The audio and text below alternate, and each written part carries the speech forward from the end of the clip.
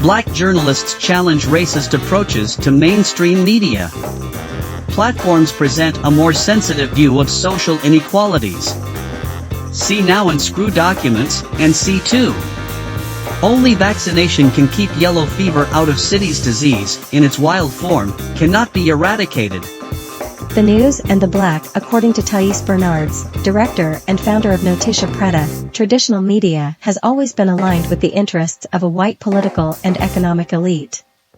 Therefore, it reinforces and disseminates racism when covering everyday events, especially when black subjects are the focus of the news. Historically, where did black people appear in newspapers in the 19th century? He was in the position of looking for a runaway black man or selling a slave. Today this position is the general editor. What has changed about our bodies being sold in the early 19th century and our bodies being dehumanized in current years? If you access the newspapers, people are there as people on the margins of society. Only vaccination can keep yellow fever out of cities. Disease, in its wild form, cannot be eradicated. The yellow fever vaccine is a classic example of how a vaccine can control a disease. This is historical data. Until 2017, we understood that yellow fever in Brazil was restricted to some regions.